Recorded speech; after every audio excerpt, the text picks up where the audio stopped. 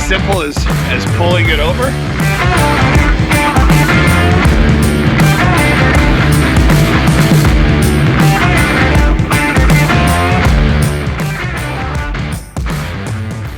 Watch your feet. Potato's always cautious. Okay, go in. Go in, potato. Hold on, potato.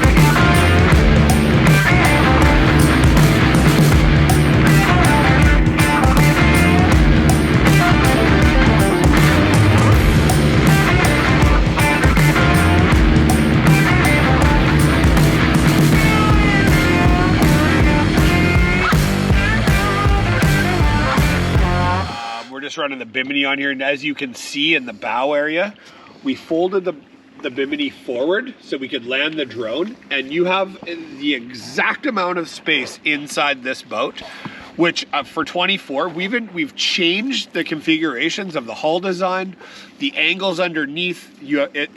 I thought we had the best ride going for 23, but there was some things I was looking at introducing in 23. It was delayed because we wanted to do some more testing, and this product here, this 24, it sits high, it sits proud, it sits very dry in the water. We've changed some of the angles so that they're more under the boat rather than the nose cone of the boat. So what that did is really opened up the bow of the boat.